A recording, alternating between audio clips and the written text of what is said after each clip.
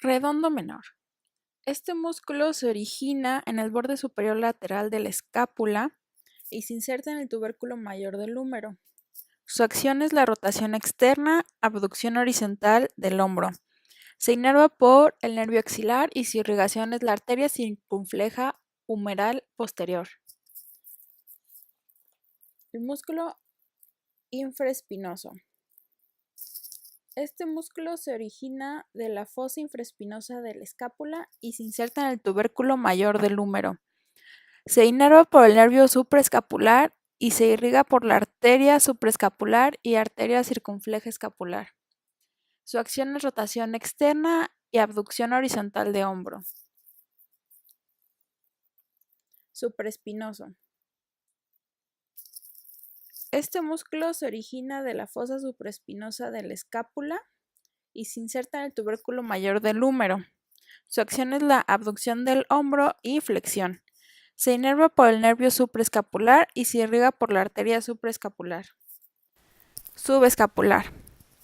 Este músculo se origina de la fosa subescapular de la escápula y se inserta en el tubérculo menor del húmero.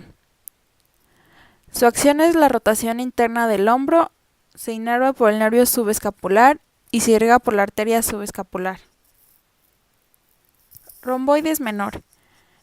Este músculo se origina de la vértebra C7 a T1 en sus apófisis espinosas y el ligamento nucal inferior. Se inserta en la escápula, en el borde vertebral, en la raíz de la espina. Se irriga por la arteria dorsal de la escápula, se inerva por el nervio escapular dorsal y su acción es estabilizador, elevación y rotación interna de la escápula. Romboides mayor.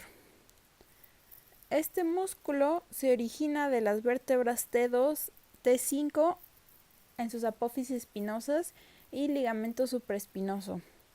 Se inserta en la escápula, en el borde vertebral de la raíz de la espina y el ángulo inferior. Su acción es estabilizar, elevar y rotar internamente la escápula. Trapecio. Este músculo tiene tres porciones: las fibras superiores, que se originan del occipucio, de la protuberancia externa y línea nucal superior, ligamento nucal vertebral y vértebra C7 en apófisis espinosa.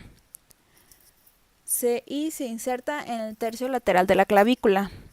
Las fibras medias se originan de las vértebras T1 a T5 en sus apófisis espinosas y ligamento supraespinoso. Se inserta en la apófisis acromial. Sus fibras inferiores se originan en las vértebras T6 a T12 en sus apófisis espinosas y se insertan en la espina de la escápula. Su acción es extensión y flexión lateral de la cabeza y el cuello homolateralmente, rotación de la cabeza y el cuello contralateralmente, elevación, rotación superior de la escápula, las fibras superiores, rotación de la escápula, descenso y rotación superior de la escápula, fibras inferiores. Se inerva por el nervio accesorio y se irriga por medio de la arteria cervical transversa. Elevador de la escápula. Este músculo se origina de la apófisis transversa de C1 a C4 y se inserta en el ángulo superior del borde medial de la escápula. Su acción es elevación y rotación inferior de la escápula, extensión, flexión lateral y rotación homolateral del cuello. Se irriga por la arteria cervical transversa y se inerva por el nervio escapular dorsal. Redondo mayor. Este músculo se origina de la superficie posterior del ángulo inferior de la escápula y se inserta en el labio medial de la corredera bicipital del húmero. Su acción es la extensión, aducción y rotación interna del hombro. Se inerva por el nervio subescapular y se irriga por la arteria subescapular y arteria circunfleja escapular. Pectoral mayor. Este músculo cuenta con dos cabezas: la cabeza clavicular, que se origina en la clavícula mitad externar de la cara anterior, y la cabeza esternal, que se origina del esternón, cara anterior hasta la sexta costilla, segunda a séptima cartílago costal y aponeurosis del oblicuo externo. Ambas cabezas se insertan en el surco intertubercular, en el labio lateral de la cara anterior del húmero. Coracobraquial. Este músculo se origina de la apófisis coracoides de la escápula y se inserta en el tercio medio del húmero. Su acción es la flexión y aducción de hombro.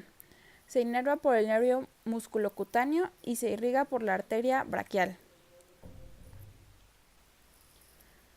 Pronador redondo. El pronador redondo tiene dos cabezas. La cabeza humeral, que se origina del húmero, diáfisis proximal a la epitróclea, y el tendón conjunto de los músculos flexores, y una cabeza cubital que se origina del cúbito apófisis coronoides interna y se une a la cabeza del húmero en el tendón conjunto. Se insertan en el radio en la diáfisis media de la superficie lateral. Su acción es débil flexión de codo y pronador de antebrazo. Se inerva por el nervio mediano y se irriga por la arteria ulnar. Flexor largo del pulgar. Este músculo se origina del radio, cara anterior de la mitad central y la membrana interósea adyacente. Se inserta en el pulgar, base de la falange distal en la cara palmar. Su acción es abducción de muñeca, flexión carpometacarpiana, metacarpofalángica e interfalángica. Se inerva por el nervio mediano y se irriga por la arteria interósea anterior.